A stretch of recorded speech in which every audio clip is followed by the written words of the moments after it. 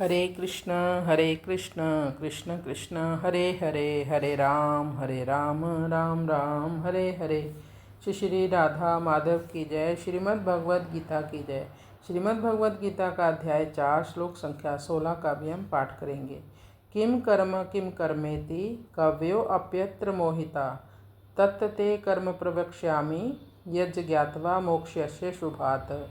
किम कर्मेति कव्यो अप्यत्र मोहिता तत्ते कर्म प्रवक्ष्यामि यज् ज्ञात्वा मोक्ष्यसे शुभात्। किम कर्म, साधारणतः मनुष्य शरीर और इंद्रियों की क्रियाओं को ही कर्म मान लेते हैं तथा शरीर और इंद्रियों की क्रियाएं बंद होने को अकर्म मान लेते हैं, परंतु भगवान ने शरीर, वाणी और मन के द्वारा होने वाली मात्र क्रियाओं को कर्म माना है।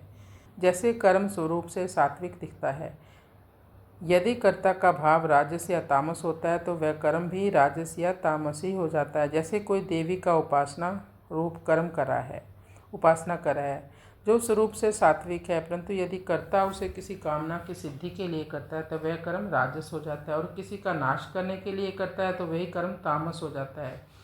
इसी प्रकार यदि कर्ता में फलेच्छा, ममता और आसक्ति नहीं है तो उसके द्वारा किए गए कर्म अकर्म हो जाते हैं, अर्थात फल में बांधने वाले नहीं होते। इसका तात्पर्य यह है कि केवल बाहरी क्रिया करने तथा ना करने से कर्म के वास्तविक स्वरूप का ज्ञान नहीं हो सकता। इस विषय में शास्त्रों को जानने वाले बड़े बड़े विद्वान भी मोहित हो जाते हैं, अर्थात कर्म के तत्व का यथार्थ निर्णय नहीं कर पाते। जिस क्रिया को वे कर्म मानते हैं वे कर्म भी हो सकता है, अकर्म भी हो सकता है और विकर्म भी हो सकता है, कारण कि कर्ता के भाव के अनुसार, जो करने वाला है उसके भाव के अनुसार कर्म का स्वरूप बदल जाता है। इसलिए भगवान मानो यह कहते हैं कि वास्तविक कर्म क्या है, वह क्यों बांधता है और कैसे बांधता है, इससे किस तरह मुक्त हो सकते हैं, इन सब का मैं विवेचन करूंगा, तुम्हें बताऊंगा अर्जुन, जिसको जानकर इस रीति से कर्म करने पर वे बांधने वाले ना हो सकेंगे। यदि मनुष्य में ममता, आसक्ति और फल की इच्छा है तो कर्म ना करते हुए भी वास्तव में कर्म ही हो रहा है, अर्थात कर्मों से लिप्तता है। परंतु यदि ममता, आसक्ति और फलेच्छा नहीं है तो कर्म करते हुए भी कर्म नहीं हो रहा, अर्थात कर्मों से निर्लिप्तता है। तात्पर्य यह है कि यदि कर्ता निर्लिप्त है तो कर्म करना या ना करना दोनों ही अकर्म है, और यदि कर्ता लिप्त है, उसको उनमें आसक्ति है, तो कर्म करना या ना करना दोनों ही कर्म है और बांधने वाले हैं। किम कर्मेति, भगवान ने कर्म के 2 भेद बताए हैं, कर्म और अकर्म। कर्म से जीव बनता है और अकर्म से दूसरों के लिए कर्म करने से मुक्त हो जाता है, यानी सेवा भाव रख के जो कर्म किए जाते हैं फिर वो बंधन से मुक्त हो जाता है। कर्मों का त्याग करना अकर्म नहीं है। भगवान ने मोहपूर्वक किए गए कर्मों के त्याग को तामस बताया है। तो आगे भगवान कहते हैं कव्यो अप्यत्र मोहिता। कव्यो अप्यत्र मोहिता, साधारण मनुष्यों में इतनी सामर्थ्य नहीं कि वे कर्म और अकर्म का तात्विक निर्णय कर सके। शास्त्रों के ज्ञाता बड़े बड़े विद्वान भी इस विषय में भूल कर जाते हैं, फिर सामान्य जन तो कैसे भी भूल क्यों ना करें। कर्म और अकर्म का तत्व जानने में उनकी बुद्धि भी चकरा जाती है, बड़े बड़े विद्वान लोगों की। तात्पर्य यह हुआ कि इनका तत्व या तो कर्म योग से सिद्ध हुए अनुभवी तत्वज्ञ महापुरुष जानते हैं या भगवान स्वयं जानते हैं। तत्ते कर्म प्रवक्ष्यामि, जीव कर्मों से बंधा है तो कर्मों से ही मुक्त होगा। यहाँ भगवान प्रतिज्ञा करते हैं कि मैं वह कर्म तत्व भली भांति कहूँगा जिससे कर्म करते हुए भी वे बंधन कारक नहीं होंगे। तात्पर्य यह है कि कर्म करने की वह विद्या मैं बताऊंगा जिससे तू कर्म करते हुए भी जन्म मरण रूप बंधन से मुक्त हो जाएगा।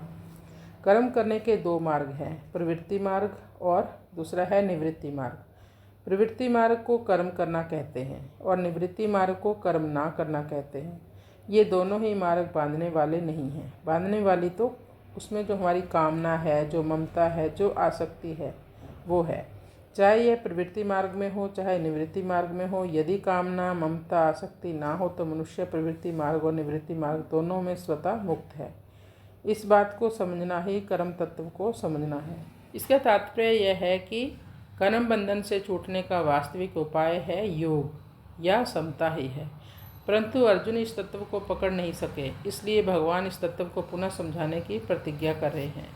कर्म योग कर्म नहीं है, प्रत्युत सेवा है। सेवा में त्याग की मुख्यता होती है। सेवा और त्याग ये दोनों ही कर्म नहीं है, इन दोनों में विवेक की प्रधानता है। हमारे पास शरीर, इंद्रियां, मन, बुद्धि आदि जितनी भी वस्तुएं हैं वे सब मिली हुई हैं और एक ना एक दिन बिछुड़ने वाली हैं। मिली हुई वस्तु को अपनी मानने का हमें अधिकार नहीं है। संसार से मिली हुई वस्तु को संसार की ही सेवा में लगाने का हमें अधिकार है। जो वस्तु वास्तव में अपनी है उस स्वरूप या परमात्मा का त्याग कभी हो ही नहीं सकता, और जो वस्तु अपनी है उस शरीर या संसार का त्याग स्वतः सिद्ध है। इसलिए त्याग उसी का होता है जो अपना नहीं है, पर जिसे भूल से अपना मान लिया अर्थात अपनेपन की मान्यता का ही त्याग होता है। इस प्रकार जो वस्तु अपनी है ही नहीं उसे अपना नाम मानना त्याग कैसे? यह तो विवेक है। कर्म सामग्री शरीर, इंद्रियां, मन, बुद्धि आदि अपनी और अपने लिए नहीं है, बल्कि दूसरों की और दूसरों के लिए है, दूसरों की सेवा के लिए। इसका संबंध संसार के साथ है, स्वयं के साथ इसका कोई भी संबंध नहीं है, क्योंकि स्वयं नित्य निरंतर निर्विकार रूप से एक रस रहता है। स्वयं मतलब भगवान, हमारी आत्मा। पर कर्म सामग्री पहले अपने पास नहीं थी, बाद में भी अपने पास नहीं रहेगी और अब भी निरंतर बिछुड़ती जा रही है। इसलिए इसके द्वारा जो भी कर्म किया जाए वह दूसरों के हित के लिए ही होना चाहिए, अपने लिए नहीं।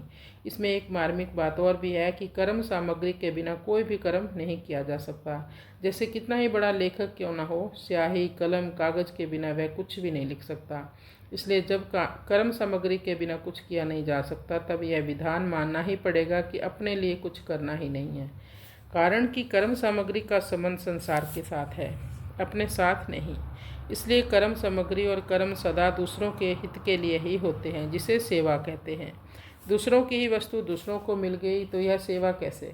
यह तो विवेक है।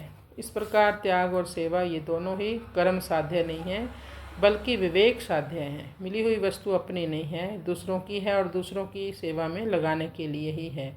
यह विवेक है। इसलिए मूलतः कर्मयोग कर्म नहीं है, प्रत्युत विवेक है। विवेक किसी कर्म का फल नहीं है, बल्कि प्राणी मात्र को अनादिकाल से स्वतः प्राप्त है। यदि विवेक किसी शुभ कर्म का फल होता है तो विवेक के बिना उस शुभ कर्म को कौन करता? क्योंकि विवेक के द्वारा ही मनुष्य शुभ और अशुभ कर्म के भेद को जान पाता है। यज्ञ ज्ञात्वा मोक्षस्य अशुभात्। जीव स्वयं शुभ है और परिवर्तनशील संसार अशुभ है। हमारी आत्मा शुभ है हमेशा, और जो हमारा शरीर बदलता जा रहा है, ये संसार बदलता जा रहा है, ये अशुभ है। जीव स्वयं परमात्मा का नित्य अंश होते हुए भी परमात्मा से विमुख होकर अनित्य संसार में फंस गया है। भगवान कहते हैं कि मैं उस कर्म तत्व का वर्णन करूँगा जिसे जानकर कर्म करने से तू अशुभ से या जन्म मरण रूप संसार बंधन से मुक्त हो जाएगा। कर्म संसार के लिए और योग अपने लिए। कर्म के दो अर्थ होते हैं, करना और ना करना। कर्म करना और ना करना ये दोनों प्राकृत अवस्थाएं हैं। इन दोनों ही अवस्थाओं में अहंता रहती है। कर्म करने में कार्य रूप से अहंता रहती है और कर्म ना करने में कारण रूप से। जब तक अहंता है तब तक संसार से संबंध है, और जब तक संसार से संबंध है तब तक हमारे में अहंकार है। परंतु योग दोनों अवस्थाओं से अतीत है। उस योग का अनुभव करने के लिए अहंता से रहित होना जरूरी है। अहंकार से रहित होने का उपाय है कर्म करते हुए या ना करते हुए योग में स्थित रहना, और योग में स्थित रहते हुए कर्म करना।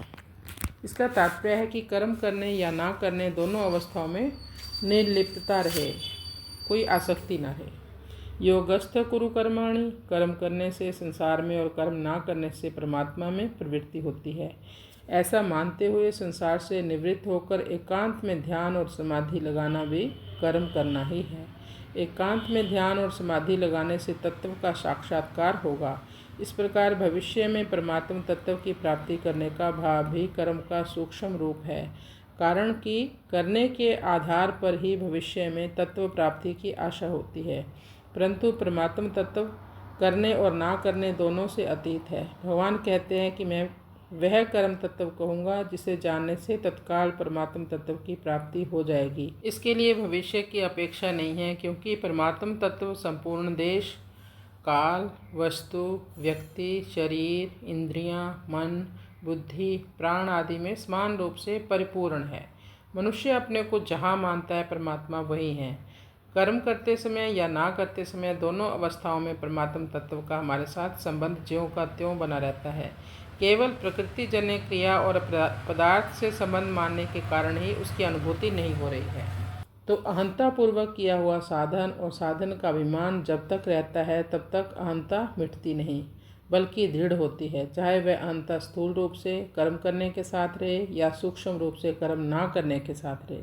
मैं करता हूँ, इसमें जैसी अहंता है ऐसी ही अहंता मैं नहीं करता हूँ, इसमें भी कर लेनी चाहिए।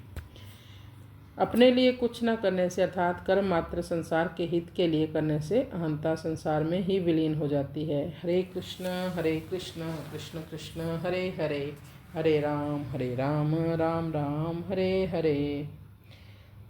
तो कई बार बड़े बड़े ऋषि मुनि भी इस बात में विचलित हो जाते हैं कि क्या कर्म है क्या अकर्म है, सोच नहीं पाते।